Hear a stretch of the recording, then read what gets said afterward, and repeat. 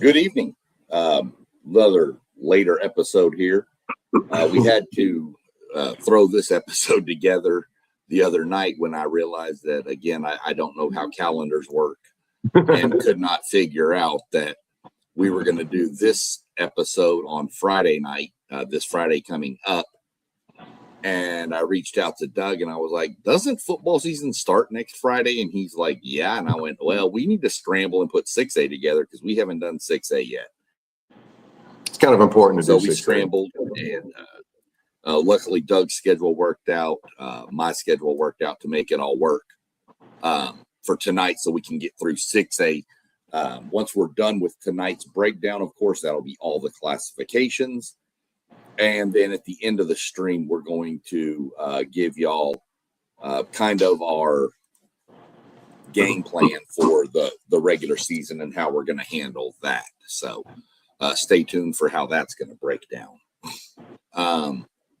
Other than that, let's welcome in like we always do. We'll welcome Doug in.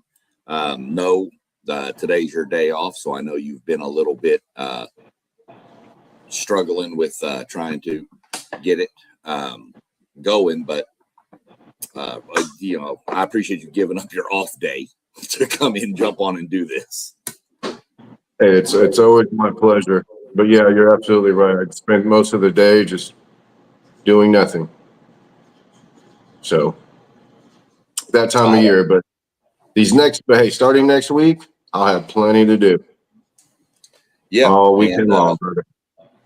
Just while you're at it, if you're a little bit lost or foggy or need something to do to get that going, check out my partner here, W Energy. Oh.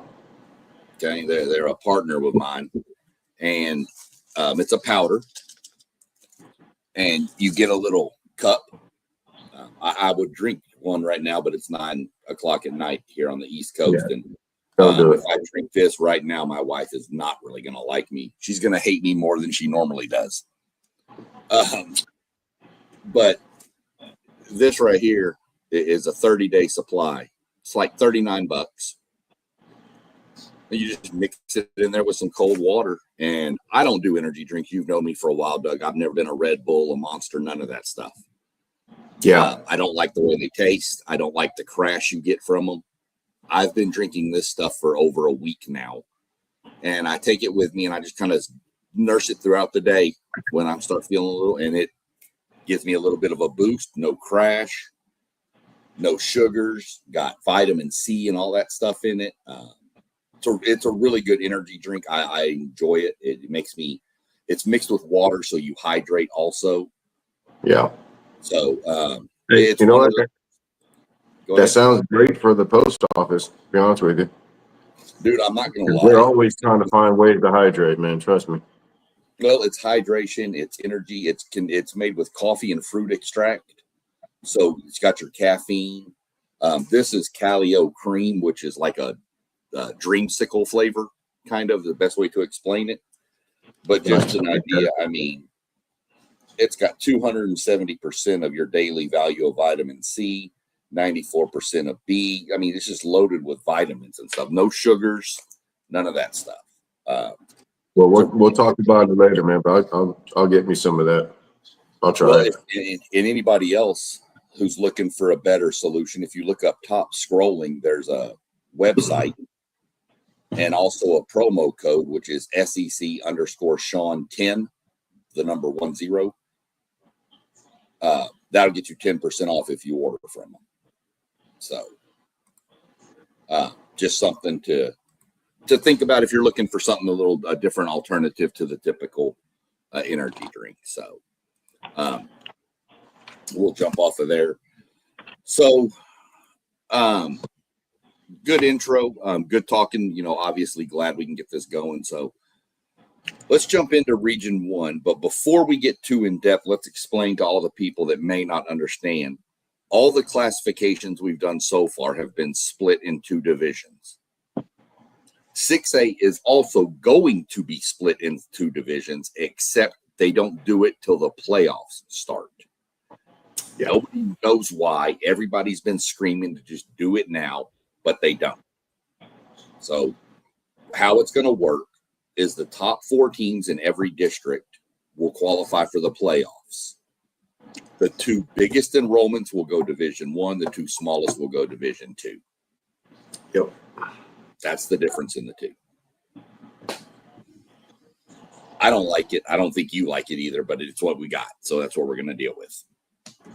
Yeah, not the greatest system, but most of the time the teams stay in certain divisions, but every once in a while, depending on who makes the playoffs, you might find a Katy in Division I, Right. which they're about 90% of the time they're in Division II, but right. And stuff like that. When we mentioned 6A, like we've always done, these are all schools that have 2,215 or more kids in them. And to put it in perspective, you can have a school like, I'm just going to throw it out there, Barbers Hill, that has 2,215. They could run in non-district or whatever and play a school like Allen with 7,000. So it's a pretty big disparity. So, but we'll get it all situated. We'll go through the regions and give an idea, of kind of who we think is going to go where in each district. So I'll let you start off. Give us your first thoughts on Region 1. Well, Region 1, it's gonna be South Lake Carroll or Dayton Guyer. I don't know who else. You have Odessa Permian, of course, but that region out there has the El Paso schools, right, John? Allen's in this region too. Yeah, but I expect him to be in Division I. So. Oh yeah, well we're just going to go straight through. Let's just go through the region because we don't know who's going to go Division I or II yet. And instead of having to jump back and forth, let's just go straight. Okay. Region. Good deal. Okay, well I'm still going to go South Lake or Dayton Guyer. I think Allen. They're supposed to be pretty good this year, Sean. Obviously, but they got a young quarterback. I thought he was a junior. I think he's a sophomore actually. Ty Snell. He's supposed to be pretty darn good. So, but I think they probably lost quite a bit. I want to say. Let me see.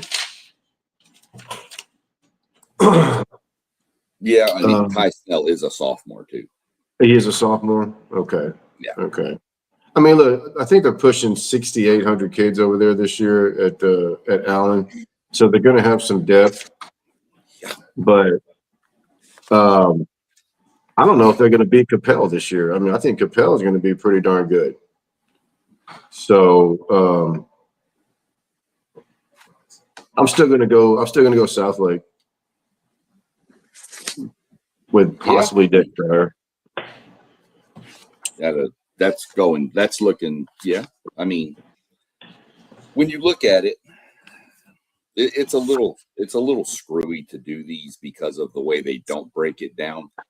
Obviously, District 1 is going to be the El Paso schools. I don't see a lot coming out of there. District 2, Midland, Permian is out there. There's only one team that's going to miss the playoff in that district. I could see that district getting in and obviously maybe winning the first round since they match up with El Paso, but then they're going to run into these schools out of the DFW area, and they're just not going to be on that level. Right. When you go to District 3, though, you do see one school that's, a blue blood in Texas, and that's Aledo. Well, Aledo moving up to 6A, Sean. Yeah. They kind of number one, they lucked out obviously in their district playing with the Arlington schools. But man, are they going to be ready for the playoffs? Because I know they open with North Crowley next weekend, which, by the way, welcome to 6A. My goodness. Yeah. Well, that can get ugly, man. Well, but you can't do and I'm going to mention going back years ago when Manville jumped up to what was then 5A, but then moved to 6A. Right. We didn't have the depth to compete with those, and we were playing like the Santa Fe's or whatever in non-district. And Coach Martin said we've got to, and that's when they started playing North Shore every year, and they played Spring Westfield a couple of years. He boosted. So you've got to play some of the powerhouse teams to see where you stand. This is a 12. This program has won 12 state titles, most of all of them. They have not lost a district game in 130 games.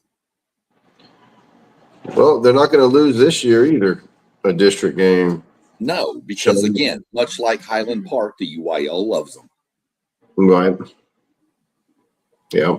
You know, but they did schedule up a little bit at least, because I think they had to. I mean, North Crowley, Midway, and then Euless Trinity. Yep. So they're gonna need to, but I still like Southlake there, John. I mean, they're only returning 7 on offense, of course, 0 on defense because they had 11 senior lettermen. Yeah. They have to replace Brock Boyd, a 5-star wide receiver at Ohio State. Yep. Who's going to play this year. But you know what? Who they got? They got Des Bryant Jr. Yeah. I might have heard of Des Bryant. He transferred from Colleyville Heritage. I didn't know he went there. He played at Colleyville Heritage last year. I think he's a junior. Yeah, probably. So the offense at Southlake is going to be dope. Their defense, I have no idea, but they're going to be relentless. But yep. Well, here's a little fact about Southlake. They returned 0 starters on defense, like you mentioned. Yeah. That's happened 2 times in that program's history. Both times they made it to the state championship game. But now they have a new coach too. Yep. So. Well, new coach, but I mean, I think he was promoted from the DC position. Sure. Which is smart. He was. Yeah, that's what you do when you have a program. You just promote from within, but right. It's still different. The kids don't, know necessarily. He had to be in charge of everything this time instead of just one thing. So we're going to see how Southlake plays out. I'll tell you a team I really like in Region 1 is Denton Geyer. Oh, man. Dude, Denton Geyer. And I think we said this about Denton Ryan too. But Denton Geyer, everybody needs to tune in and watch that defensive line. You have an Oregon commit, a Texas Tech commit, both on that defensive line. And then another junior, Logan Loki, who will probably have offers if he doesn't already. But yeah, he does. 2 Division I Power 4 commits on a D line. Yeah. And that Rowe kid is going to Oregon. Yep. Man, he's a monster. Yeah. He can play a little tight end too. But yeah. He's going to play. He'll play D line. I mean, they're only returning 5 starters on defense, Sean. I think it's almost the freaking entire defensive line, and maybe another guy. It's probably probably 3 defensive linemen, probably a linebacker, and probably a safety or something. But Denton Geyer's another one of those. They just plug and play. They've got kids in the pipeline waiting, so not too worried about Denton Geyer there. But that region in both. I'm sorry. That region in both divisions, man, is so freaking stacked. I mean, Allen, Capel. I think Capel got a quarterback. I think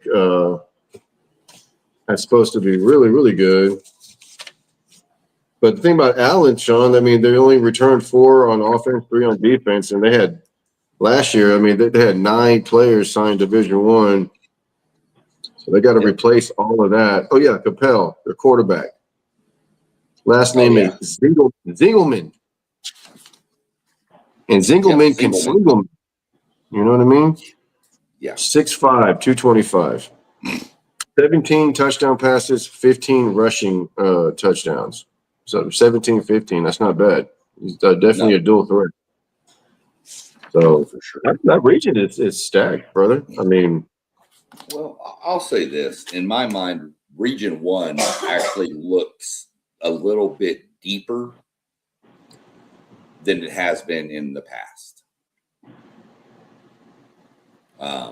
Allen being over there, Permian, of course, Permian, Friday Night Lights, all that stuff. But, Geyer, Carroll, Prosper, there's a lot of good squads here. And then, oh, hey, by the way, here's 12-time state champion Aledo too. Who are they going to struggle? They might. I don't. By no means do I see Aledo winning their 13th state title this year. There's no way. But that's still a proud program. Aledo's going to start 0-1, and they're probably going to win the rest of their games in the regular season. And probably then. Okay. I think they probably Trinity. They play Trinity too. Yeah. Yeah, I know. I think they can. Trinity's bringing back 40 Letterman. They are bringing back 40 Letterman, including a quarterback named, what's his name?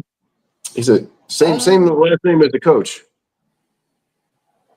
Yeah, I don't remember his name though. I don't have my book open. Boy, you're looking up his name. Lineweaver. Oh, okay. Is it really? Yeah. I don't know if that's his son or grandson. Who's the head coach? Lineweaver. No, he retired. Dude, is he back? What's the first name of Lineweaver? Is it Steve Lineweaver? Well, let's see, Sean. I don't know. That's a good question. You look at Euless Trinity. Let me look because I'm pretty sure Steve Lineweaver retired. Oh, okay. Aaron Lineweaver. It's his son. That's his son. So this would be Steve Lineweaver's grandson. And Aaron's son. Okay. Yeah. Wow. And, well, look, the kid's grandfather knew how to coach ball for sure.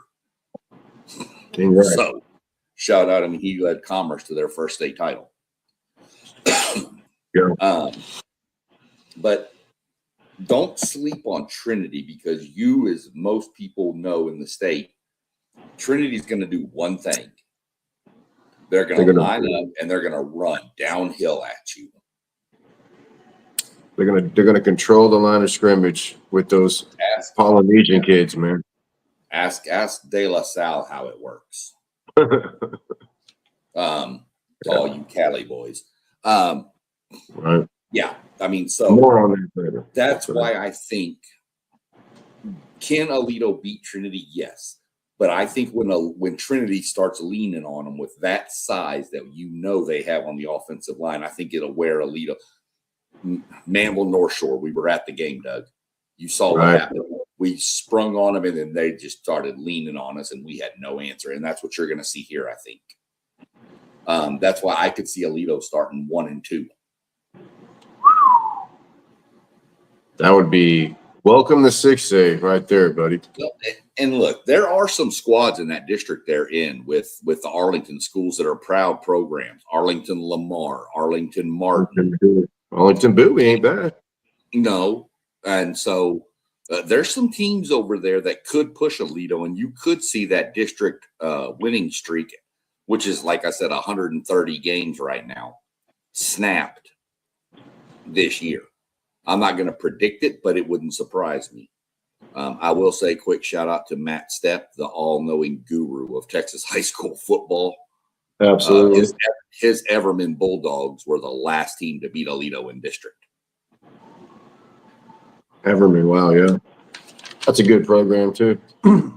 They were down for a little bit, but they've come back. Mm-hmm.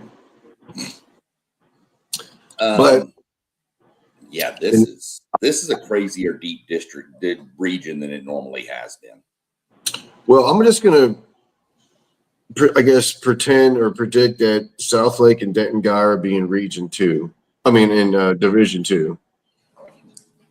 I'm going to lean South Lake. In a Region 1, Division 1,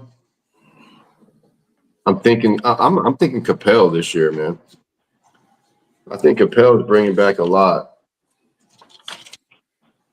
Eight on offense, 7 on defense, 10-2, 6-1 in district last year. Oh yeah. You know, I think Allen was lost too much last year, buddy. And then, yeah, they lost a lot. I actually have Capel and Allen in the regional final myself. Okay, but I have Capel beating Allen. So do I. I got Capel. Yeah, I think those guys they're going to be really good. Don't get me wrong. Don't get me wrong. Anybody, you know, a team like a Prosper is going to be good. Allen, of course, Trinity, like I said, with that rushing attack, they could lean on some people. The problem is they can't lean on an Allen because Allen has the depth to handle it. Right. But there are some teams, you know, and once you get into the playoffs, we've seen crazier things happen. But I think smart money says Capel versus Allen.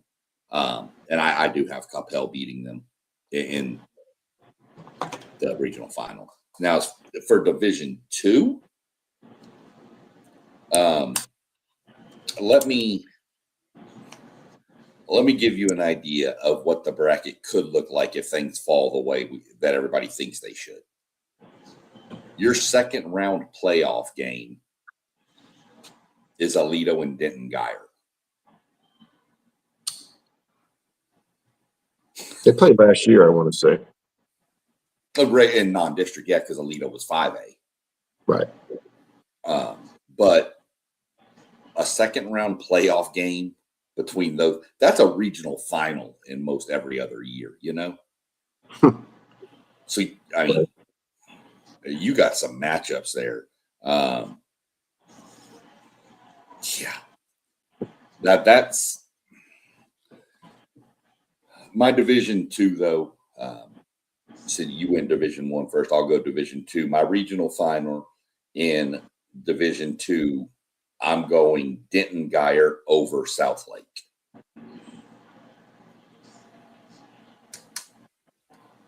I got the opposite.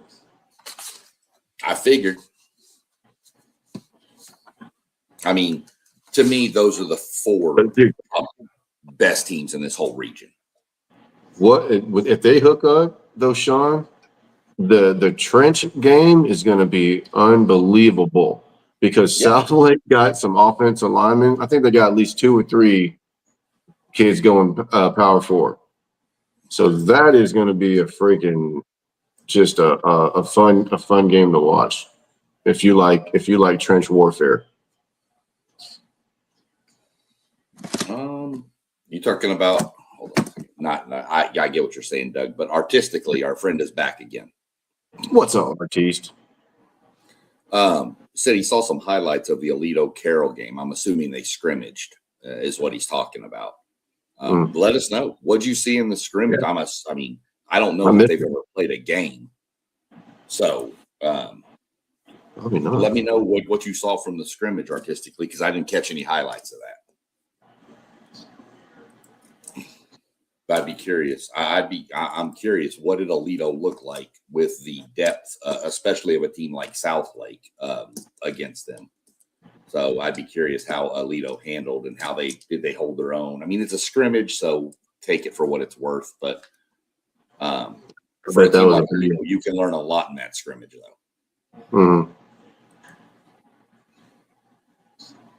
Okay. So we've got our Region 1 out of the way. We both have the same 4 teams. And just we have the same winner in Division 1 with Capel, and we have split in Division 2. You go Carroll, and I've got Guyer. Yeah. Now, we're going to get into Region 2. And depending on where you live, you'll say this is the toughest region in the state if you live up in the DFW Metroplex area. If you live in the Houston area, you're going to say this is not the toughest region. You're going to say the next one is. So let me put it this way by asterisking this. These are the two most loaded regions that we're fixing to get into, 2 and 3. I don't remember when a team from outside of these two regions last won state.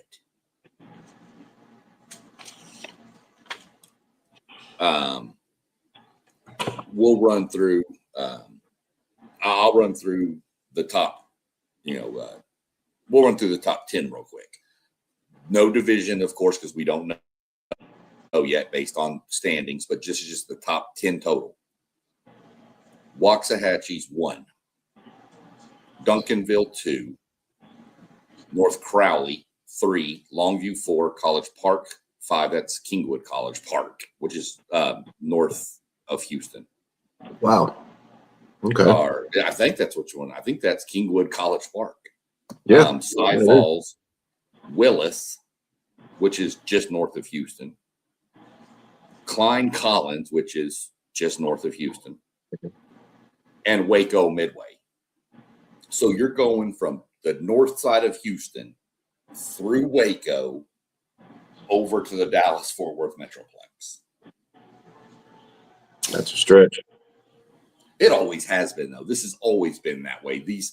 That north, very north, Cypress, Klein, Spring has been in Region 2 quite a few times. The Woodlands, it's always been in Region 2.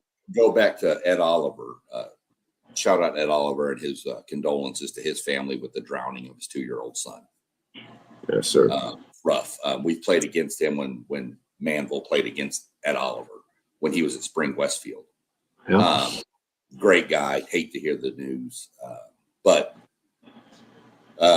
we moved forward, and there was times where they were probably going to win Region 3, but then they had to go up and face the DeSotos and Duncanvilles and Carrolls and Allens of the world.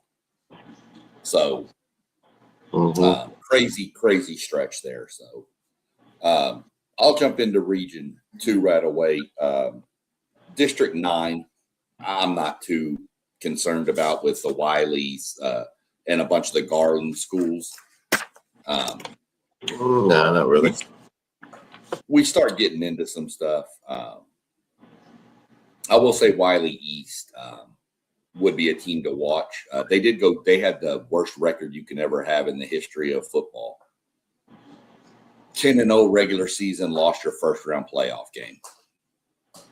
The dreadful 10-1 season. Do you know who that happened to, Sean? We were just talking about it. The Euless Trinity team that beat De La Salle. Yeah. They went undefeated and lost to, I think, South Grand Prairie or something. The first round of the playoff. Yeah. By that point, they were ranked like number 2 in the state. And then, that's when everybody was like, the depth is insane in this state. Real quick, artistically, was talking about that scrimmage again. Said both teams looked good, but it was hard to tell because you couldn't tell who was actually first team or second team. Yeah, but those scrimmages, Sean. People don't realize that a lot of these kids are trying to make the varsity. Man, they're trying to letter. They're trying to make a spot. They're trying to start. They're trying not to lose their job to an underclassman. Right. I mean, there's a lot going on, and the coaches want to see a lot of players. So they're going to play a lot of players. For the coaches. Yeah, it's a huge evaluation tool for the coaches. Yep.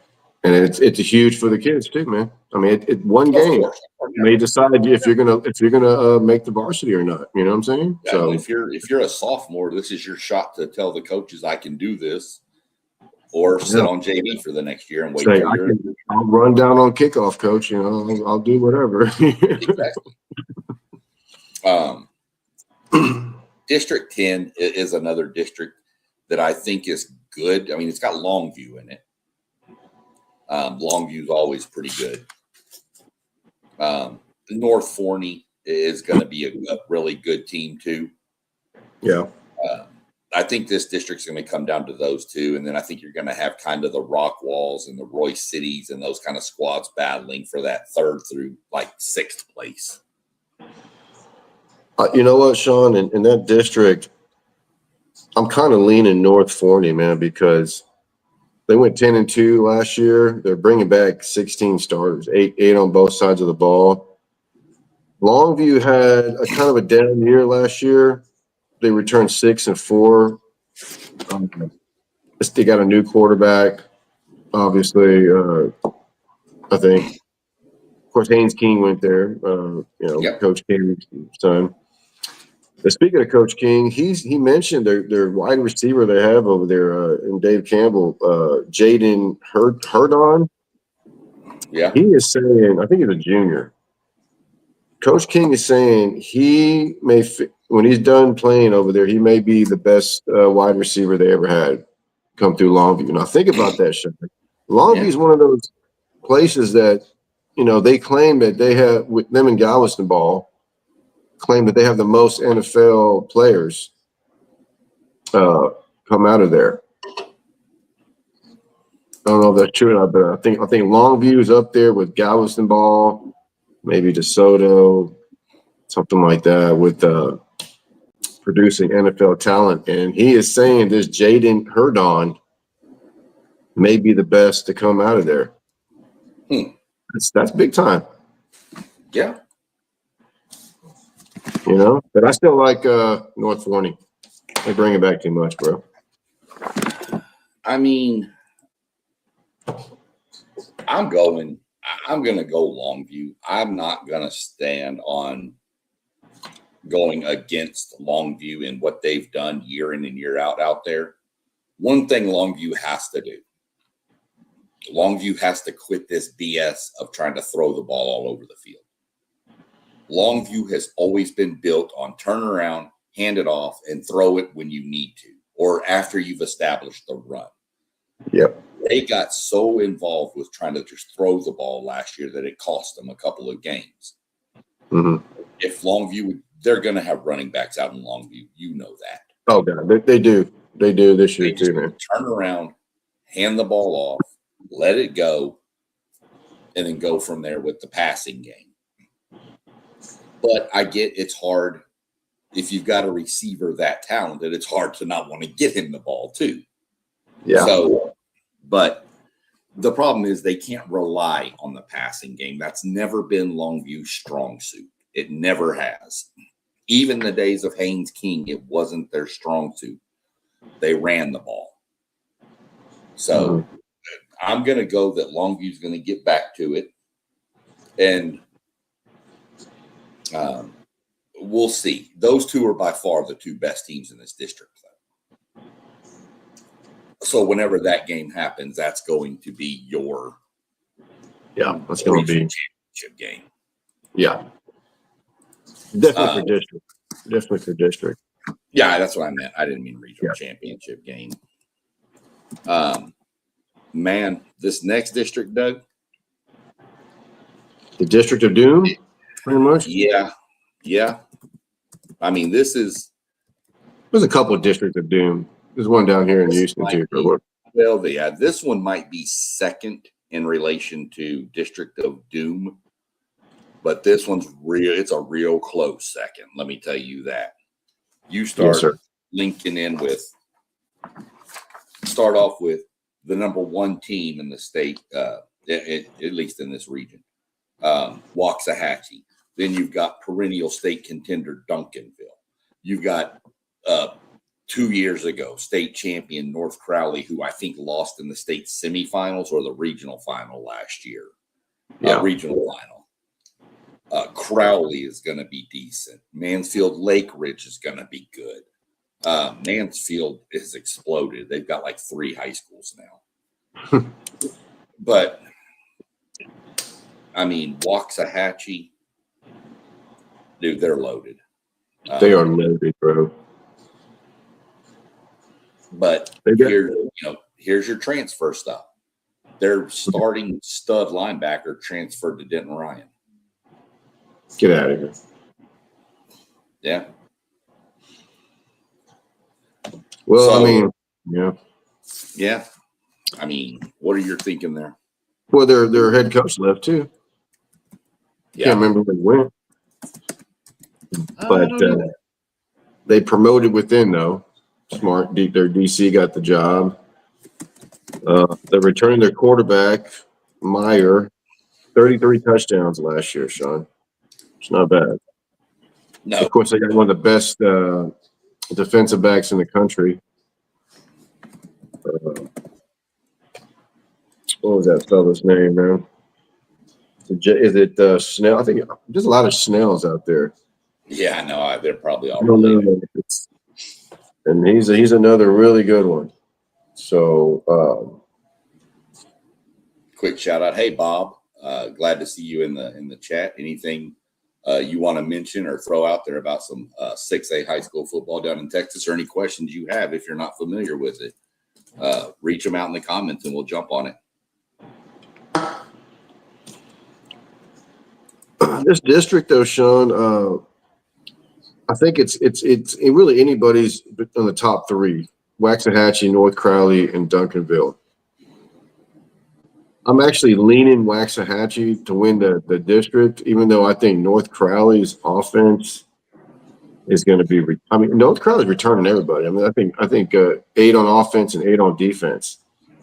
And North Crowley may have the best secondary in the entire country, bro. Yeah, and, I know. And their youngest one is a sophomore. According to Dave Campbell, had 25 tackles and 1 interception. So that tells me he played a little bit as a freshman last year. Yes. But they got a couple other guys that are going like big time.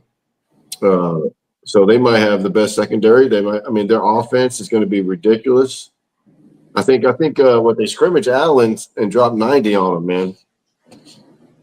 On a scrimmage. It's a controlled scrimmage, but I think it was combined varsity and JV. But dude, that offense is just stupid good, man. So I think I like Waxahachie to win the district, but they're not going to win the region. I don't think until something changes. I got Duncanville winning that region, but I don't think they're going to win the district. Well, remember, Waxahachie split with them last year. Yeah, they played them twice and they went 1-1, and they were both close. Yep, it was really good. What do you got, man? Your top 3 are definitely Waxahachie, Duncanville, North Crowley. Mansfield Lake Ridge is probably the 4th best team in this district. It's hard to go against Duncanville, dude, from what they've done the past. Go back from 2018 forward. Yeah. But I'm going Waxahachie. I'm going Waxahachie not only to come out of this region, our district, but I'm also having a rematch of Waxahachie and Duncanville in the regional final, and I'm taking Waxahachie for the sweep over Duncanville. Ooh. So that's going to be a change. North Crowley is going to be the 3rd best team in this district, probably, and they are going to be. They're locked into Division II because of Waxahachie and Duncanville. Yeah. So they don't have to have that road through them. We'll get into theirs in a minute. What their playoff path would look like. But I'm just going to give you a sneak peek that I'm taking Waxahachie to come out of this region.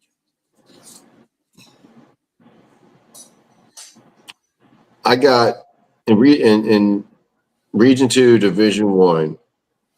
I got Waxahachie and Duncanville. I think that's what you have too, right?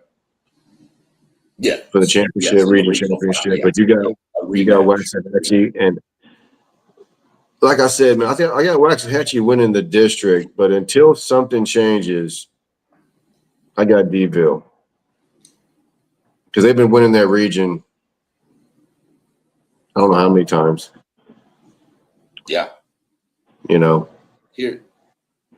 here's, but that's by far the toughest district in this region, and it's not close. no. But roll into 12-6A, where you run into the more of the Waco schools, those Central Texas-ish, Killeen, Harker Heights, Waco Temple. Midway, Temple, blue front, white back or something. Their pants. They have some chant about their pants. Copper's Cove, man, that's a great name. Copperus. Well, Copperus. Their most famous alumni. Who's that? RG3. Okay. Yeah. Which, speaking of which, now that we mentioned RG3, you remember back in the day, Johnny Manziel, Mac Brown tried to get him to come to Texas as a safety. He did. That's why Johnny went to A&M. You realize that if you go listen to Robert Griffin III say it, he says Mac Brown told him he could come there to play safety. See, that's why Mac Brown fell off there late in recruiting, man. His last 4 or 5 years, he was trying to get all these safeties. It was that turned out to be Heisman Trophy winning quarterbacks. It was terrible. You know who wanted to come to Texas? He never offered. Well, John Manziel, but Jameis Winston. Yeah, he wanted to come to Texas, and he's from somewhere else. He's not even from Texas. Because he tried to get him to go to safety. Probably, definitely, probably linebacker, probably defensive end or something. I don't know. I was just like, wow. Anyways, enough about that. You could have gone from RG3 to Manziel. I mean, you talk about a stack. He really did. He really loved David Ash, dude. I think he thought he had Tim Tebow and David Ash. Yeah, well, he didn't. Except David couldn't take a hit. Tebow could. Yeah, I remember you hyping up David Ash to me, and that didn't work out well either. Oh, I hyped up Jalen Hurd too. Okay, that's true. So don't really say much, but continuing. Look, you mentioned Alito's playing Midway, right? Waco Midway. Yep. Which is actually Hewitt, but whatever. Got to give a shout out to Waco Midway and our good buddy Post game and his Notre Dame Irish. Waco Midway has a Notre Dame running back commit on the roster. Lathan Wissington. That's a name. So keep an eye on that kid. I mean, obviously, if Notre Dame's recruiting him, he's probably pretty good at the running back position. He's probably not. Probably a smart kid too. Yeah, and I mean Notre Dame seems to have pretty good running backs, considering 2 were just drafted in the first round of the NFL. Yeah, running back you. Anybody? Maybe. So I wanted to give a shout out to Post Game about that. District 13. I mean, this district is always so crazy. It's the Woodlands area. Willis, Woodlands. Yeah. It's the Woodlands College Park. I said Kingwood earlier. I'm sorry. It was the Woodlands College Park. It's a very nice area, minus Cleveland right here, right there. Yeah. And, I mean, everything else. Conroe's got some nice spots. Conroe has some spots you really want to avoid. But Willis is just an old country town out in the north side of Houston. Who went to Willis, though? Who went to Willis? Oh, yeah. DJ Lagway. DJ Lagway and Michael Bishop Jr. Michael Bishop Jr., brother, at the University of Texas. Well, I mean, and you always have the Woodlands in the mix. They've been quiet lately, man. I think they made more noise than 7-on-7 the past few years. They have, on the football field. But I mean, when you talked about this district in the past, this was the Woodlands to lose, and it's come on. Like I said, the Woodlands College Park, Willis used to be a doormat. You know this. Willis used to be terrible. Oh God, yeah, they were terrible. And then they brought in a new coach when they had Lagway, and he went to this just wide open aerial attack, and it just took off. Yeah. And they're good, and they're going to be good again this year. But College Park is my pick to win this district.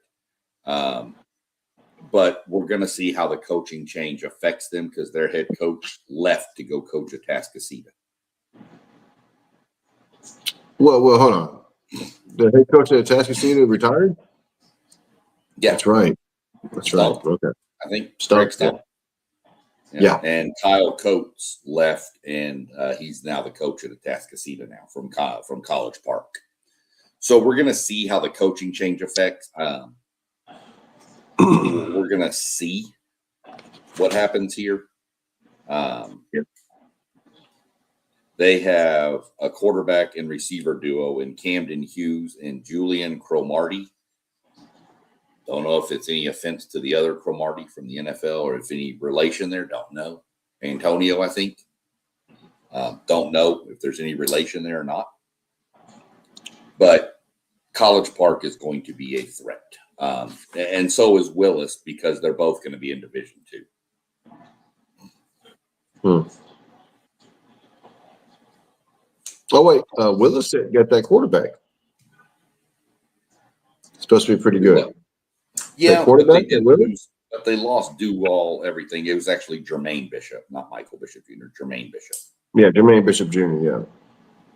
But they had a young quarterback last year. Was he a freshman or sophomore or something like that?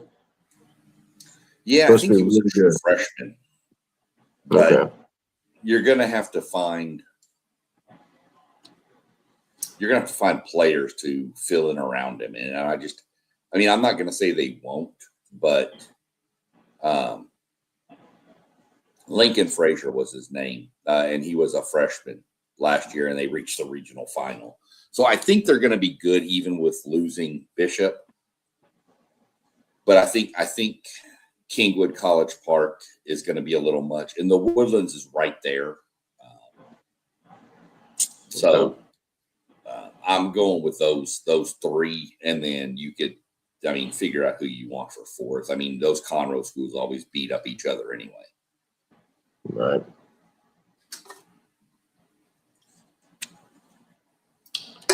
And I know the coach at Grand Oaks used to be Sean McDowell, but I think he left there and is now somewhere else. Oh, yeah. Okay. His daughter plays softball, Arkansas. He left Foster and went to Grand Oaks. If you got the book open, see who the coach of Conroe Grand Oaks is in District 13.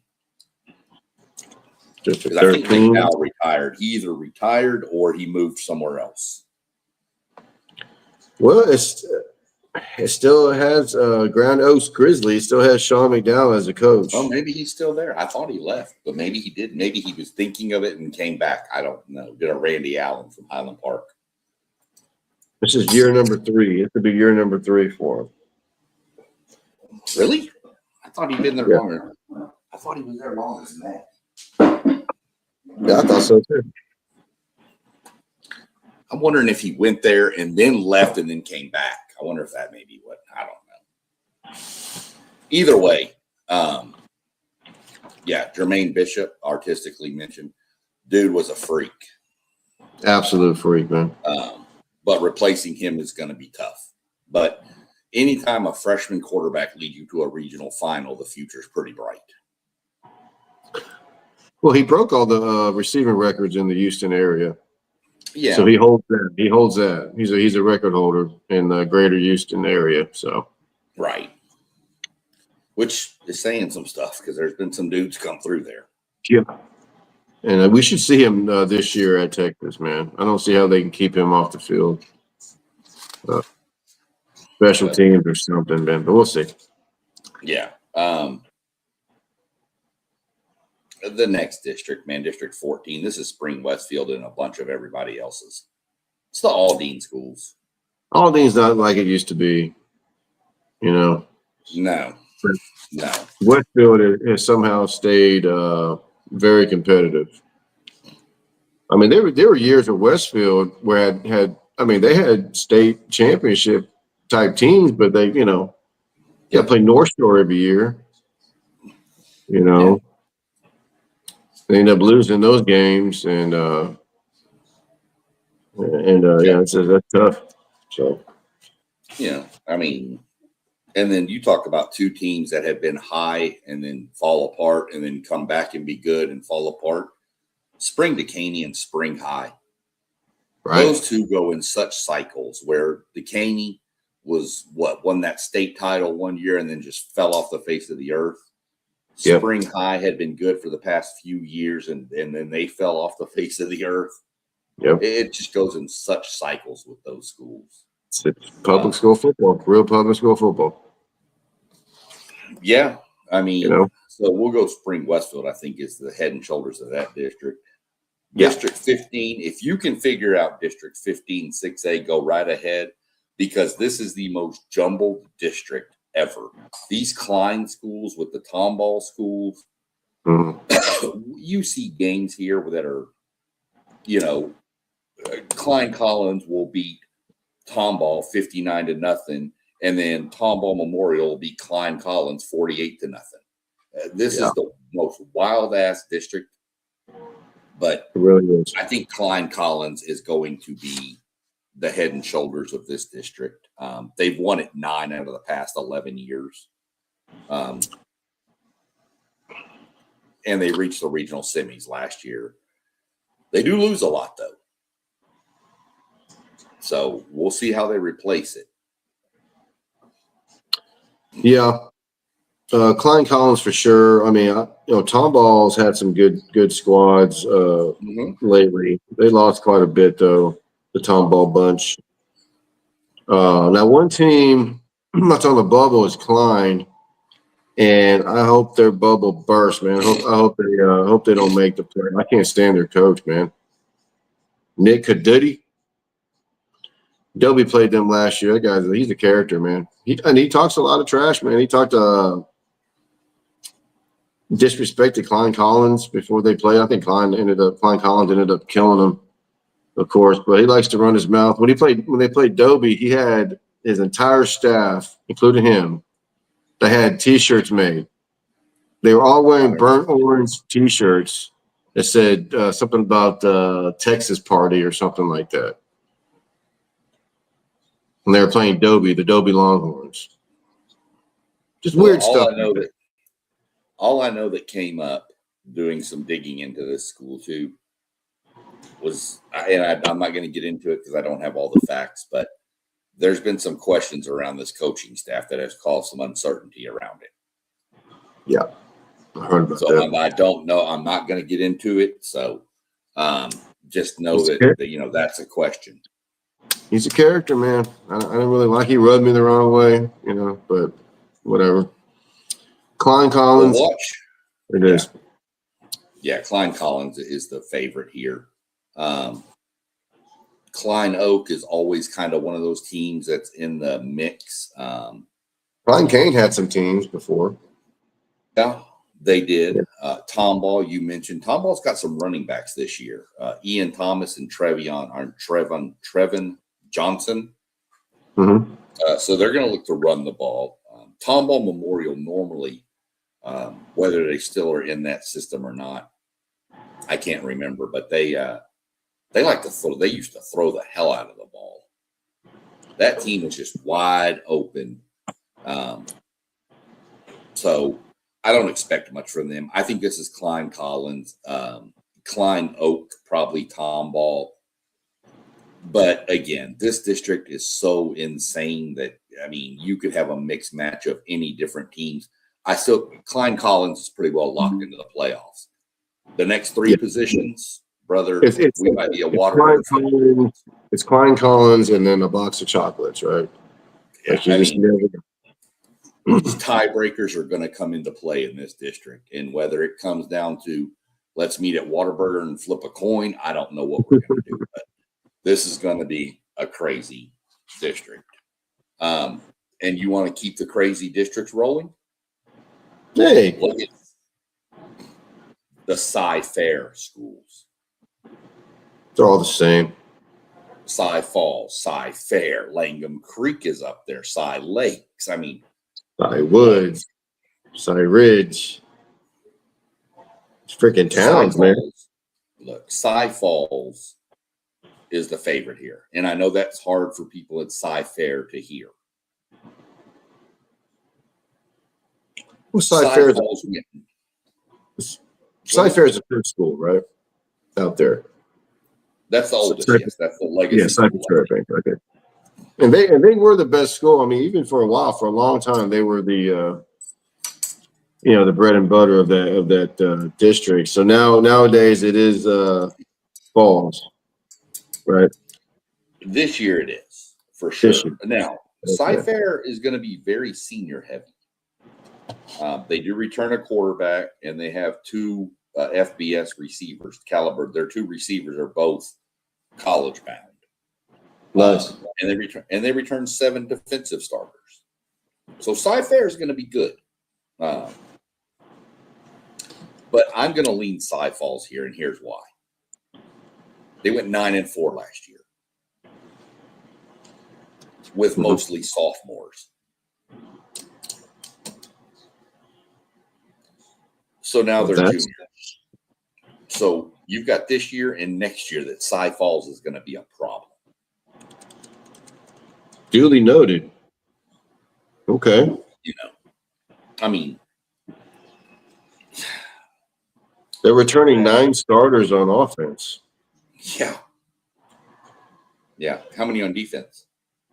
6. Yeah. 15 of the 21 coming back off a mostly sophomore team. Wow.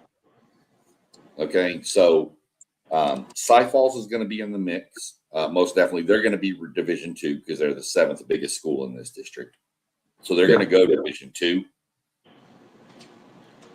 But a 9-4 team, mostly with sophomores with that many back, dude, I'm taking Cy Falls. The Cy Falls Cy Fair game is your district championship game. When that happens, but again, in the grand scheme of things, that game means absolutely nothing except the district title. Because one's going Division I, one's going Division II, more than likely. For Cy Fair to go Division II, Cy Woods and Jersey Village have to make the playoffs. And that would push Cy Fair to Division II. I don't see both of those schools making the playoffs. Yeah. So I'm taking Cy Falls. I know Cy Fair, they won state a couple years ago. But I think Cy Falls is coming on. And I'm watching that team for the next 2 years.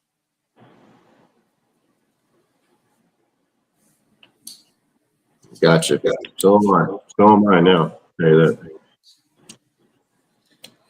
So, looking at Division I, we've already mentioned that you're taking Duncanville over Waxahachie. I'm taking Waxahachie over Duncanville. Yeah.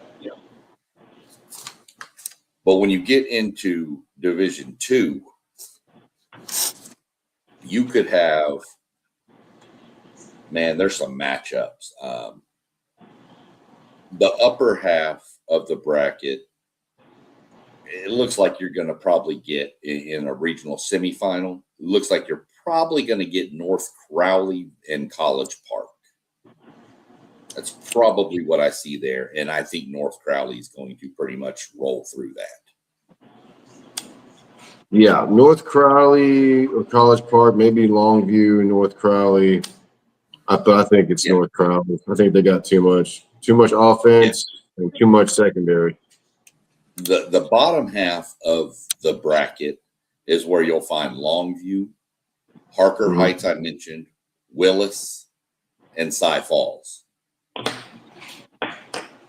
So you've got Longview there, but I'm taking faith in this team. I've picked them to win the district. I'm going to take North Crowley versus Cy Falls in the regional final. Ooh, as juniors for their junior campaign. And I've got North Crowley beating them, by the way. Okay.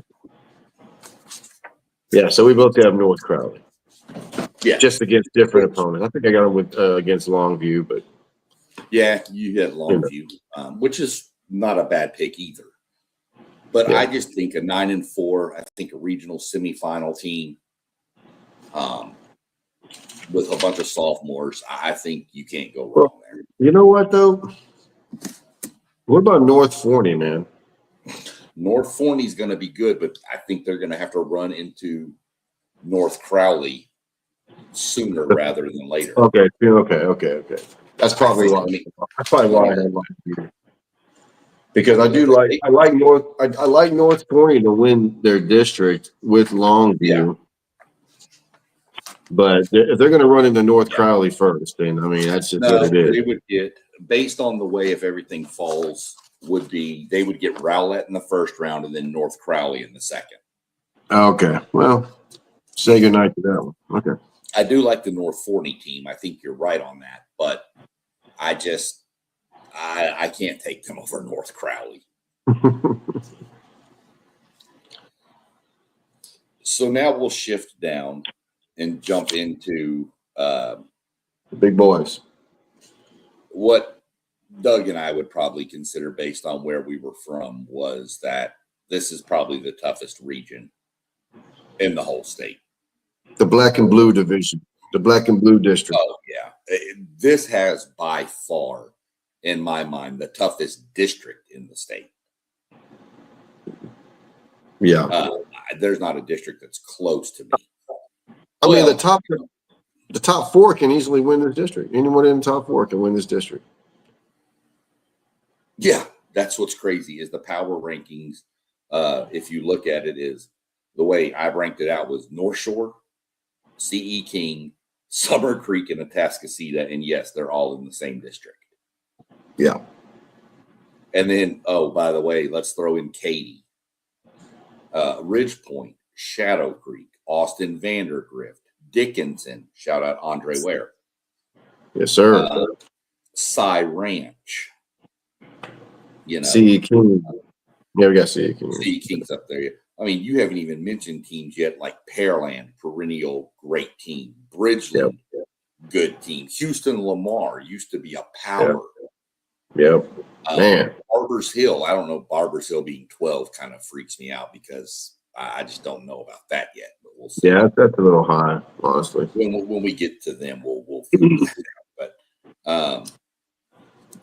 just according to Dave Campbell's, from that one district, North Shore is 2 in the state. CE King is 3. Summer Creek is 5, and Atascocita is 11. So all of that district is in the top 11. Yeah. So we're going to start right with the District of Doom. District 17-6A. We just mentioned all the teams in it. 17-6A, man. Well, I'm gonna go North Shore. Okay. Now they're only returning 4 starters on both sides of the ball, Sean, but it's North Shore. They reload. That's it. Coming off a state championship. And they got some young players coming up, Sean. And North Shore has always been a D1 pipeline, and I would say they're probably more known for their defensive players. Would you say? Yeah. Devin Sanchez and these defensive linemen, like what was his name? I'm all missing their names now, Sean. But which one? They have a plethora of defensive linemen. Well, they got another one coming up. It's a sophomore. Yeah. Ezarian Fields, Sean, 6'5", 210, little thin, but he's a sophomore. He'll put on some weight. This kid's already a 4-star, and he's rated, I guess, as far as video game rating, he's already like at 84 as a sophomore. Okay, that's normally that's probably his grade from On3 or PFF or one of the recruiting sites. Probably got him as an 84 as a sophomore. Which is insane, by the way. Yeah, insane. So he's going to be another great one coming up. So I got North Shore as usual. I'm kind of torn between 2 and 3, honestly, Sean. C.E. King and Humble Summer Creek. C.E. King's bringing back a lot on defense. They're going to have a really good defense, and they probably have the fastest high school kid on the planet, in Dylan Mitchell. So watch out for him to have a huge, huge year. And then you got Summer Creek. They got a wide receiver, Sean. Benny Easter, Texas Tech commit. And they got a quarterback, Spinks, left hand, zips the ball really good. He got like 43 touchdowns last year. And they got a great coach. They got a good coach over there. They got those kids in sync. So they got a ton of talent, Sean. And I'm kind of torn between 2 and 3, but I got North Shore winning that district. And I guess I'm gonna go Summer Creek coming in 2. That's where we flip. Super talented. I have super North, talented. I have North Shore winning this Okay. district. So good deal. Probably the fastest team in the state is C.E. King. Yeah. They have a transfer quarterback. Kalen Davis came from Fort Bend Hightower.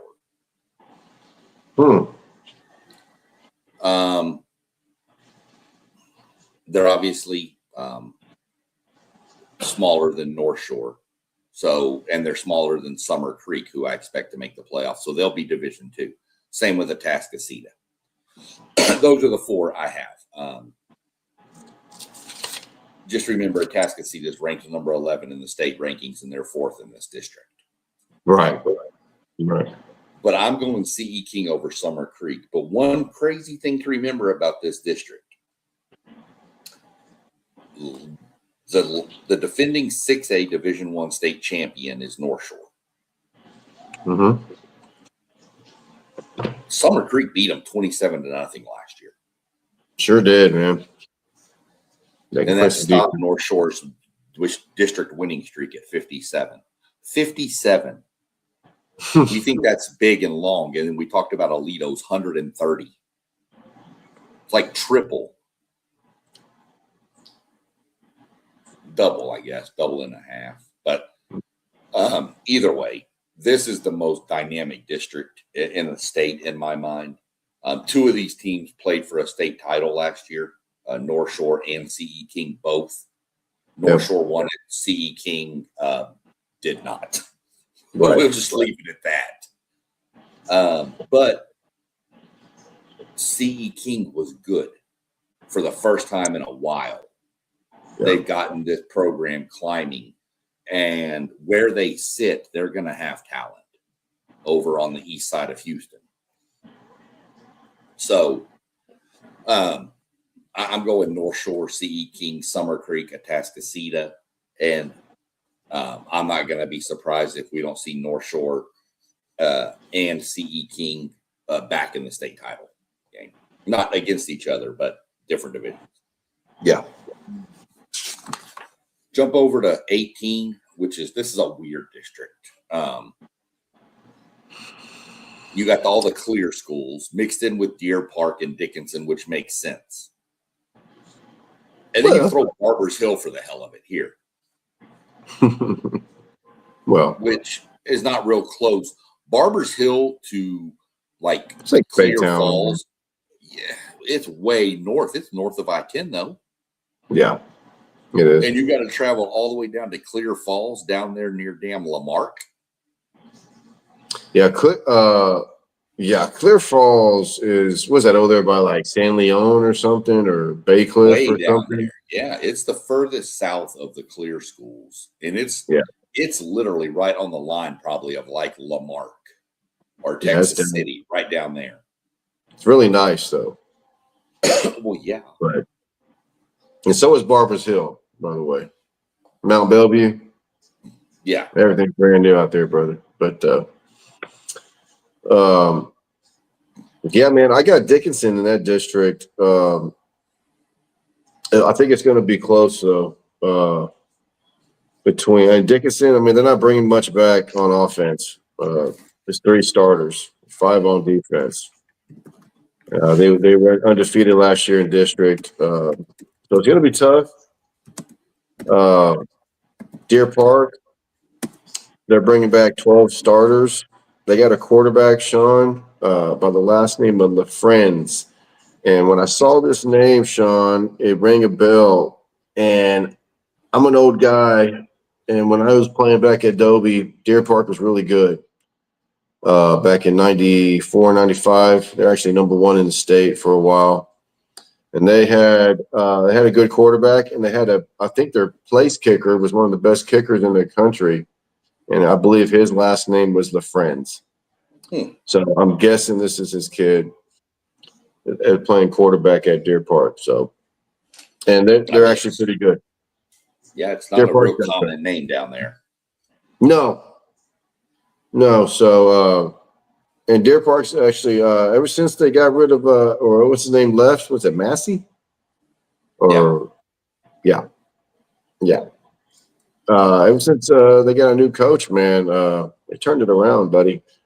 Which just in time for because Laporte now is really, really good. So and that's their big rival. But anyways, Dickinson and Deer Park is pretty much what I'm looking at in that district, Sean. Clear Springs is on the bubble, I think. I'm going to get to see them next week against my Dobie Longhorns. So I'll know more about them. Well, what do you got? I mean, I'm going Dickinson here. I think they're the best team here. They're the best team. They have some weird voodoo magic stuff going on down there in that stadium when you have to go down there and play. The Swamp. Dude, it is crazy down there. I can remember Manville played them down there, and Manville was up like 18 points with like 3 minutes left or something, and Dickinson stormed back to win the game. And I was like, what did I just witness? But Dickinson is easily the favorite here. This district is screwed. I'm just going to go ahead and put it that way. This district is just screwed. Because like first round matchups or something? Yeah, because your first round matchups is with District 17. Right. Yeah. So you could have Dickinson and Summer Creek in the first round. Hell of a matchup. You could have Barbers Hill and Atascocita in the first round.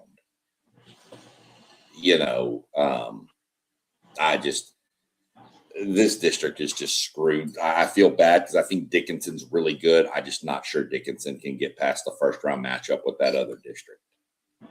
But I'll go Dickinson. I'm going to lean Barbers Hill to come in second in this district.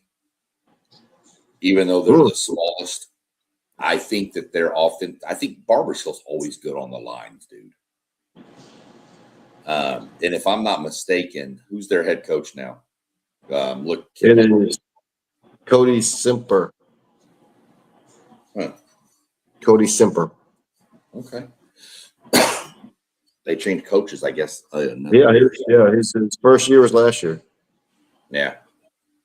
Okay, because they had the old coach from Cedar Park there. Okay.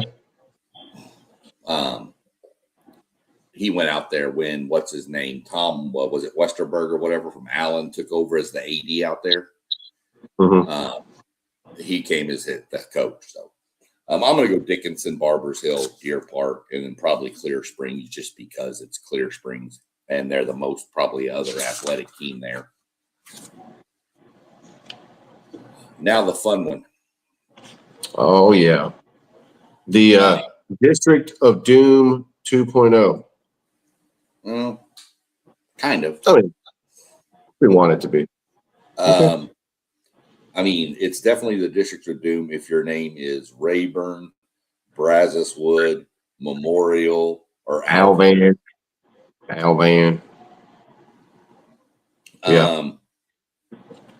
Man, look. This district comes down. I'm just going to say it, in my opinion. This is a 4-team district. You have a team in Dobie who I think can challenge for 4th place. I'm not sure Dobie would have to beat Dawson and or Manville to get in. And I can see them getting one because I've seen them do it before. But I don't know that they can get them both. I think all they need is one, though, don't they?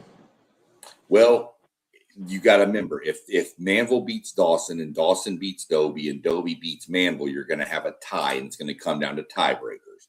That's how Dobie got in that one year over Manville, because they scored late to run the score up to get the tiebreaker. Well, yeah, they had to win by 17. They were getting the top right. They were trying to. I'm not saying they ran it up on purpose. I'm not saying that because God knows they had to score. Yeah, they had to. Yeah. You could come back and tell me, though. I can remember Manville hanging 70 on us. So I do remember that. I honestly, I think Shadow Creek's the favorite here. Pearland's always going to be in the mix with it. Mm-hmm. I don't know what to think of Dawson. Dawson is sometimes looks really good, and then other times Dawson looks like they could lose to anybody. Right. Much the same I could say about Manville. Now, I do believe that with Kirk Martin back, this is his 3rd year, I think Manville's starting to get back to what Manville used to be. Mm-hmm. But Dawson, Manville, and Dobie are going to be fighting for that positions 3 through 4, in my mind. I'm going to lean Dawson. I think they're a little bit more athletic than Dobie. The difference is Dobie can lean on people because they have a huge enrollment. So that's where I see it playing out. You probably see it playing out different. You're going to be a lot more in tune with the Dobie program than I am, of course. Mm-hmm. So you would know more about what it's looking like over there or what you're hearing over there. So let me know. What do you got? Well, I'm with you on Shadow Creek. They got too much, man. They're loaded. Joseph Adai's son, playing wide receiver over there. Yeah. He's a pretty good one. They got some defensive backs. They got a quarterback, Coleman. I think he threw 37 touchdowns last year. I mean, they're poised to win the district. I think Pearland can definitely give them a push. They're bringing back 7 on both sides of the ball, and as usual, I think Pearland's strength is their big O line. They always got a big offensive line. They like to win in the trenches. So for that reason, I have them coming in second. Although I think Manville, like you said, I'm not saying they're back, but they're getting back. With the addition of Kirk Martin coming back, I think he's bringing back that culture that he created years ago. It'll take a little bit of time, but to me, it looks like he's doing it, man. I mean, he's getting the players are there now. They're getting there. They're getting better. So, remember they've been big underdogs in the playoff opening round the past 2 years against like Hightower and stuff. Yeah, and they've beaten them both times. Mm-hmm. Yeah, and now they got some pretty good players, man. Yeah. You know, they got a kid, that greedy kid being highly recruited. Yeah, Greedy James. Greedy I James. know I had told you I was a little bit down on him after last year, but everything I've seen from him this year, what I've seen on little clips and stuff, he's put on some size, put on a little bit of muscle, it looks like.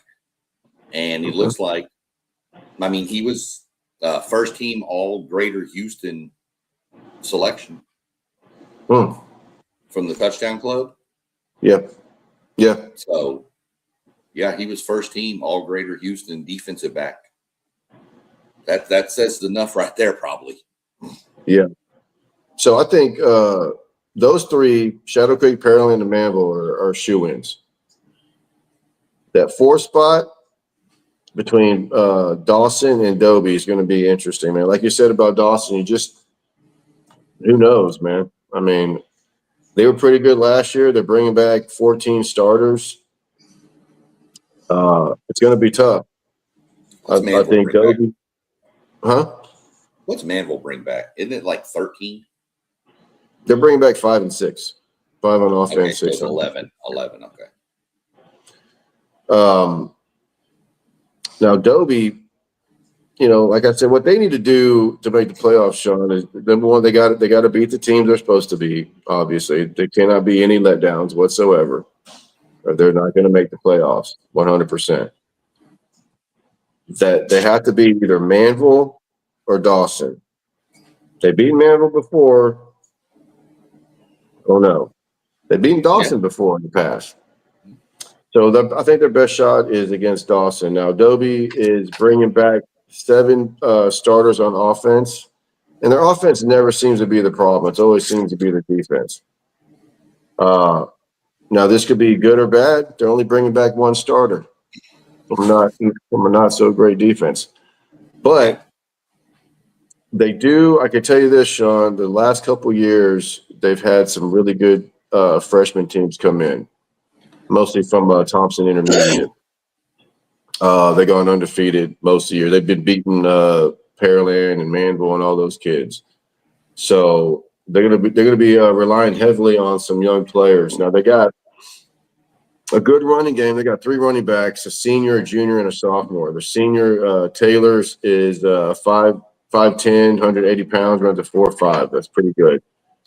Coach Fitzmaurice, who's a Adobe alum, really likes their running back Owens. Also, he's a junior, not a big kid, only 5'7", runs a 4.4.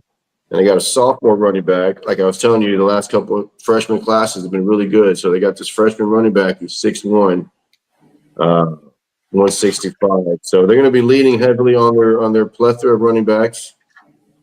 I have no idea how they're going to look on defense. I'm going to find out. But I'm going to go Alvin,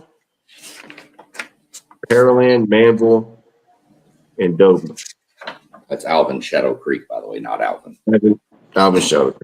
Excuse me. You're not picking Alvin to win the district. If you are, let's put some money right now. Not the Yellow Jackets.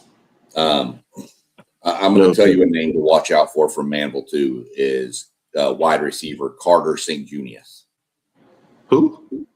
Yeah, Carter St. Junius. I'm telling you, he's a wide receiver at Manville. Watch that kid. Watch him. He is a star. Okay, he is the next in the line of the Manville receiving crew. Great. Was he a sophomore, junior?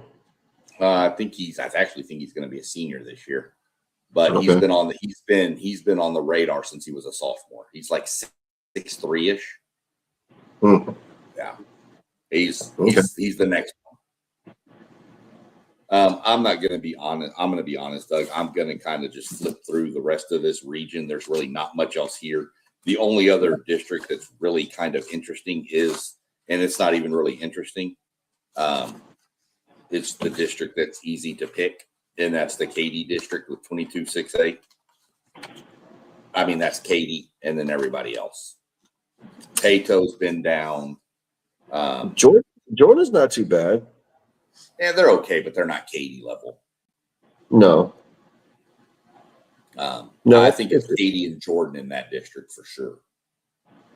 Yeah, and I actually think Katie's going to have a heck of a year, Sean. They're only bringing back 3 starters on offense, but I don't think that even matters the way they're methodical on offense. I mean, if they do happen to have a really good player on offense, and watch out, but I don't know if they really have any big-time players on offense. Yeah. But defensively, Sean, they're returning 7 starters, and I'm kind of shocked that they actually, the way I determine whether or not Katy is going to make a run at the state championship is if Katy has any type of FBS talent. If they got 3 or 4 kids, watch out. And I think they might actually have that this year, Sean, especially on the defense. I know they got an offensive lineman. I've seen him on listed on both, like one on offense, one on defense. I don't know if he plays both or if he's mainly offensive lineman. They got a defensive end that's supposed to be highly recruited. They have a linebacker that's not on Dave Campbell's because he transferred from Kingwood. Hall, something like the HAUG or something like that. Yeah. He was a Longhorn commit. He decommitted. A lot of linebackers over there, but he's supposed to be pretty good, Sean. And he might be a 4-star. Now, remember back when they had Patty Fisher was a 3-star. He was pretty good. And when Katy has some D1 talent, man, and I think they got a defensive back as well that's being recruited Division I. So I'm thinking Katie's going to have a bounce back year this year. As a matter of fact, they're my sleeper this year, and that crazy ass Division II with North Crowley and all those guys. So yeah, the crazy thing, the way the brackets play out in the playoffs is North Shore and Summer Creek would be on the top half of the bracket, and Katy and Cy Ranch would be on the bottom half. Katy would have the easiest path through. My regional final is North Shore versus Katy. For Division I've got I? Katy going Division I, yes. Oh, wow. You're going to go Division I? Yes. Yep. I mean, they do get a pretty good enrollment, man. 3,400. Well, let me get back to it. So not the biggest school. They're probably the third biggest school? Fourth? Let me see. I got Jordan, Ranch, and Lakes bigger than them. Yeah. Jordan, Ranch, and Lakes. And see, my playoff teams I have are Jordan, Katy, Tompkins, and Maid Creek. Okay. So that would put Katy Maiden in Creek. Division I. Yeah, because Maiden Creek's 2,800. So, okay, so Cinco Ranch don't make the playoffs. Cinco Ranch would go Division I. Right. But I don't have them making the playoffs. Wow, Katy into Division I, which you get Katy North Shore. Okay, well then, let me rephrase this then. If Katy falls into Division II, they are my sleeper for a state championship. Yeah. Division I, I gotta seriously think about that one, buddy. But I think they have the defense to do it this year. Yeah, if Katy goes Division II, I think it's their region to win.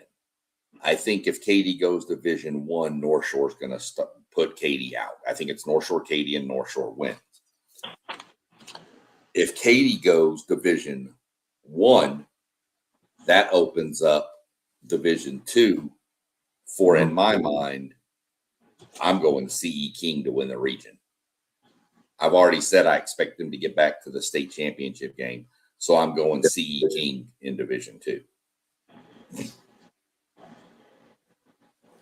Unless Katy's in Division II, and then I'd go Katy. Either way, I have North Shore winning Region 1, and I have CE King winning Region 2. Gotcha. And I think you could see CE King and Shadow Creek in the playoffs, and you talk about speed everywhere. It's going to be a fast game. Yeah. But don't sleep on Austin Vanderdrift. They won state in 2024. Yeah, a couple of years ago. So that's what I'm going. And you've got North Shore winning Region 1 and Katy winning Region 2. You've got Katy going Region 2, right? Region 3. I mean, yeah, Division 2. Yeah. We'll run through Region 4. Region 4 is a weird region. This is usually dominated by two schools, both with Lake in their name. Mm-hmm. Normally Lake Travis. Quick shout out again, Lake Travis. Keep that whole community in y'all's prayers, man. That young gentleman who was out there practicing and had the medical emergency and wound up passing away. So definitely they canceled their first game. Their first game against Dripping Springs has been canceled. Lake Travis said we'll forfeit it if we have to, but I think it's going to just kind of go down as I think Dripping Springs is going to be like, we don't want to play either. Yeah, that's a tough one, man. That's really hard. I feel for not just the family, but I mean the coaches Yeah. You know, Yeah. they got Everybody, the whole community, the whole town. I mean, yeah. but you hate to see it. Unfortunately, it happens a little more often than we'd like. Seems like every year down not here. happen. We've leaked. Well, it nationwide. You hear about it. So, so just remember that and shout out Dripping Springs. Like I said, I think Dripping Springs came out and said it's not going to be a forfeit. We're not going to play either. So, unless the UIL forces them to count it as a win or a loss, but I think that's whatever. We're not going to politic it to death. So, right. It is what it is. The Lake Travis and Austin Westlake are your two powers out of this region. Have been for years. But you got some new blood this year.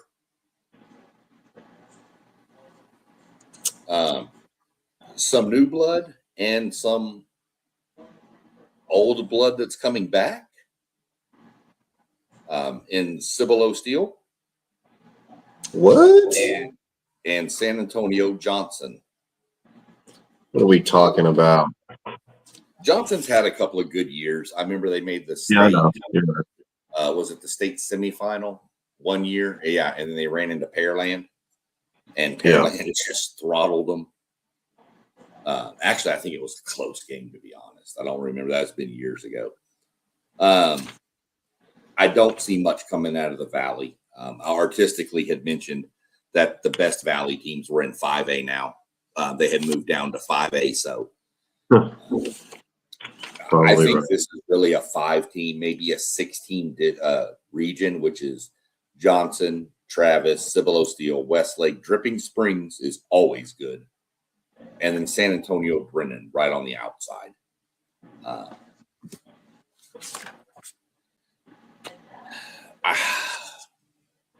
I don't know. I mean, Lake Travis has got to be the favorite in their district.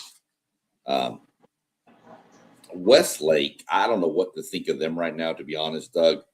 Last year was their worst record since 2014. They went 7-4. Yep. And the year before, they had a state championship team. They just ran into a buzzsaw in North Crowley. Remember, they dominated North Shore to get there. Yeah. 35-10 at Reliant in Houston. Destroyed was that them. one in Houston? Or was that one? Yeah. I thought that one was in Austin. Okay. Amazing. And so last year was a down year, man. So this year, they're only returning 5 on each side of the ball. I think this is the first year in 8 years they didn't make it to the semifinal. Yeah. Which is pretty crazy. That's insane. That just tells you the talent that's come out of over there. Well, I guess they've been down because, I mean, this year their best prospect is offensive lineman, Jonathan Cook, going to Texas, the University of Texas. They got a new quarterback. I don't know who that is. They have a freshman running back, Sean. I don't know if you heard of this kid, Cooper Jones. He's a freshman, 50 offers. Damn. The kid is about to play his first high school down of football against Inglewood, California this week. Another out-of-state matchup, Sean. This time it's actually a public school from Inglewood. I give props to Inglewood. You know, they actually came down to Texas last year, Sean, and played Midland.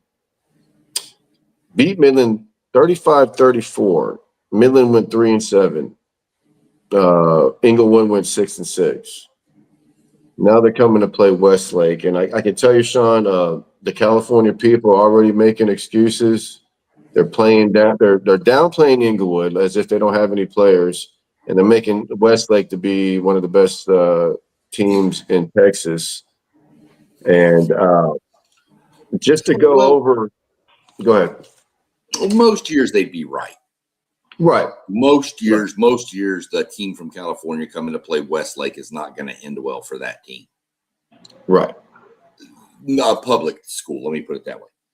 Public school. This is a little bit different. This is an Austin Westlake team that we don't really know a lot about. Let me look at their ranking real quick. Yeah, they're 23rd in the Right. state. So, I mean, which is good to be 23rd in 6A, but they're not world beaters. But most people are thinking this game's going to be close. But if you look on paper, Sean, as far as prospect goes, Inglewood is pretty loaded, bro. They got two defensive linemen. I think one of them is committed to A&M. I don't know if Miles Smith possibly. Mm-hmm. He's a I think 5-star guy. Yeah. They got another blue chipper defensive lineman, Elijah Harmon, 6'3", 300. Quarterback is 6'2", 185. They got a athlete, Duval Williams. He's going to Cal. They got another cornerback, I believe going to Washington State. So they got more talent. And they're facing a Westlake team that I don't think they have anybody on the defense. But watch these kids fly around the football. This is going to be I like Westlake in this game, obviously, but you know, like I said, I like these out-of-state matchups. This is a good one with the public school. I just think a lot of people just don't give Inglewood a chance, even though they have more talent. You know, but that's Texas football for you, buddy. You don't have to have most of the talent, you know. So, but I love to see this Cooper Jones kid, man. This freshman running back. You kidding me? 50 offers. Yeah, I got it wrong by artistically. Thanks for correcting that. I thought he mentioned last time that 5A, the best teams in the Valley went from 6A to 5A. I was wrong. It's the reverse. The best teams in the Valley went 5A to 6A. PSJA, FAR, San Juan, Alamo, North, and Edinburgh, Vela, both moved up to 6A. He says Vela moved up. They opted up to 6A, and PSJA just made it in by a few people, by a very small number. So I don't see much coming out of the Valley when they got to run into that San Antonio and Austin area that kind of turns their season. I'd love to see it, but I just don't see it right now. I think there's too much talent in that area. I'm going to give you a quick sleeper team that I have, and it's coming out of District 27 6A. 27 6A. We got, don't tell me, let me guess. San Antonio Piper. That's them. That's a brand new school up there in San Antonio, up there by the Smithson Valley area. I know this because my best friend since the 3rd grade lives up there. He's an engineer, makes good money. His son, which happens to be my nephew, through my best friend, his name is Colin Webb. He plays basketball. Come basketball season, watch out for that kid. Okay. They call him White Chocolate. Okay. Well, they're moving up to 6A. Yes, they are. But brother, they're loaded. They're good, They've man. got a stud quarterback in Chase Lyons. They've got a 4-star wide receiver in Carson Lacombe. Last year in the district they were in, they got an MVP of the district who had 129 tackles last season. I don't think they beat Steele due to maybe depth, but I think they pushed Steele. And then, of course, Judson's in this district. But Judson, I mean, I don't know anymore. Judson used to be a team you didn't want to face, and now it seems like a team you might want to face. You just don't know. Yeah, Sean, nothing's forever, man. And I can remember when those days when Converse Judson was just like Katy, just like the old Odessa Permian. Matter of fact, I remember when Odessa Permian and Converse Judson played in a state championship game. Bunch of little skinny kids out there just going after it, man. It's amazing. But I don't know. I don't know. I guess their coach must have retired, left a long time ago.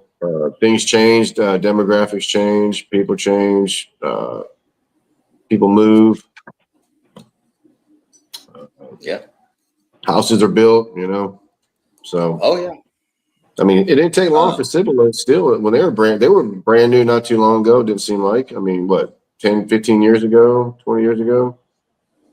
Yeah. They were a brand new school and they just started killing it, man. So, and then you look in the San Antonio area and you've got to talk about San Antonio Johnson. Yeah. You know, they're fast. Last year they kind of broke through.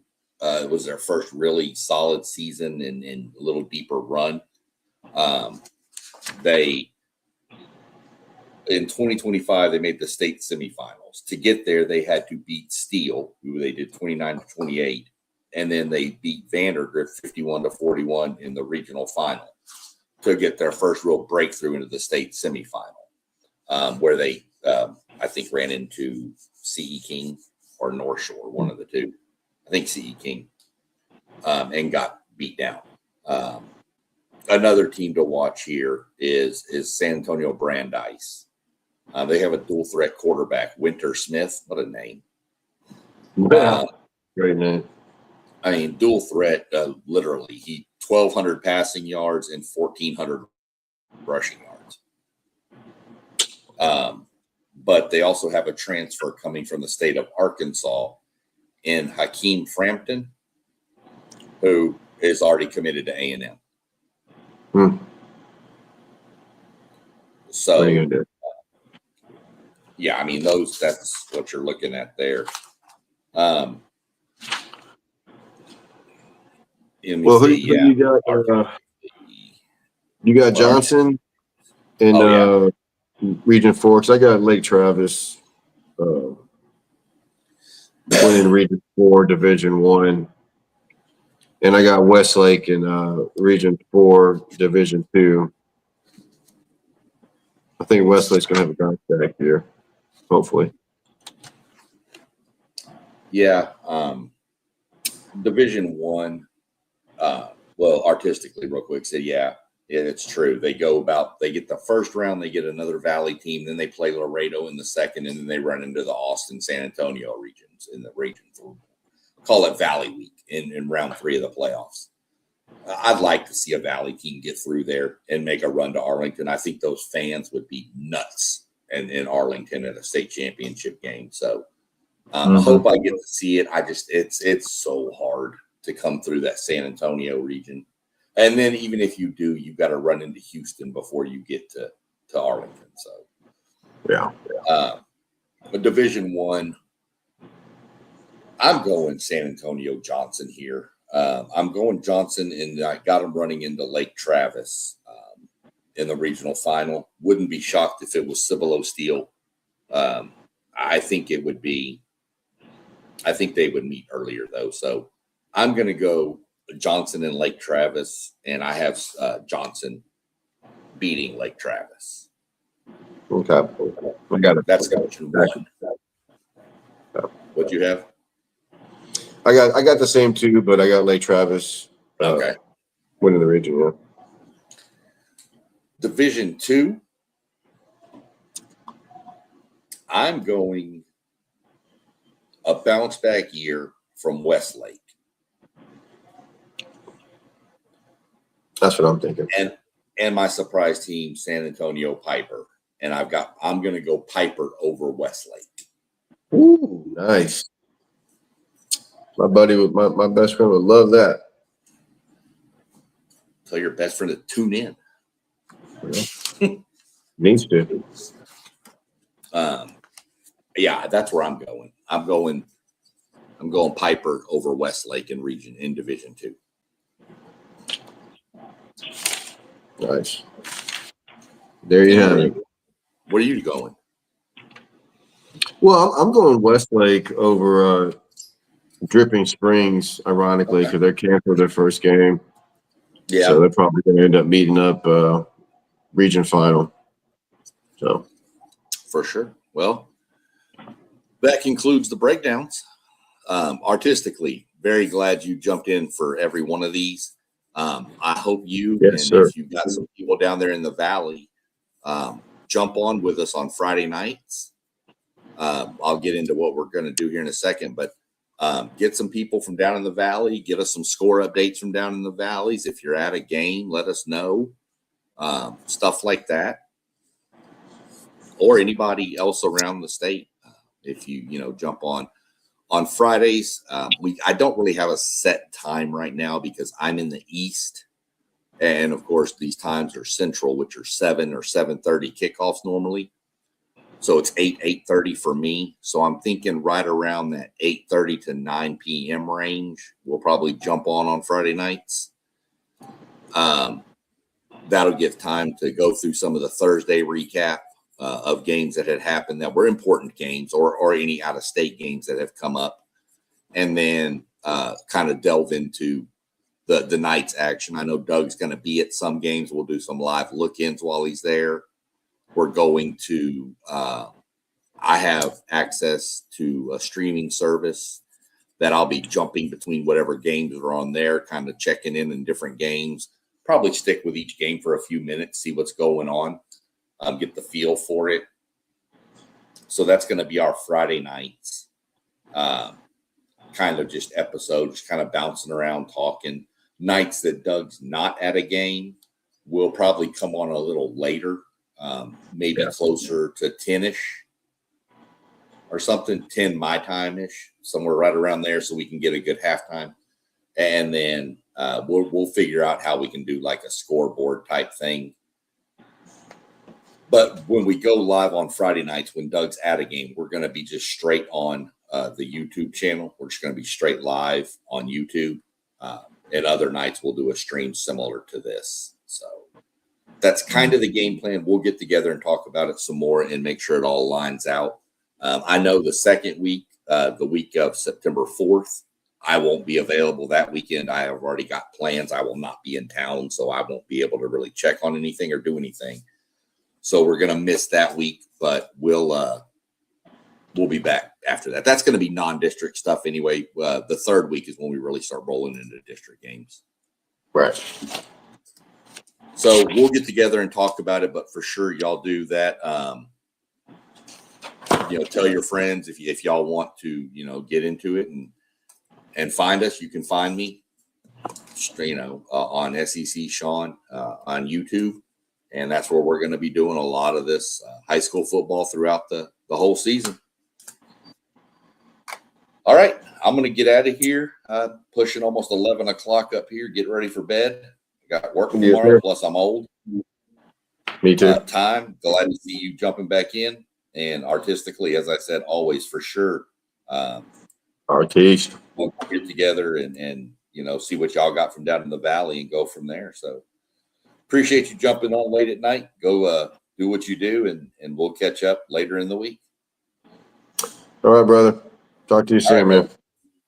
All right. Have a good night. Bye. You too.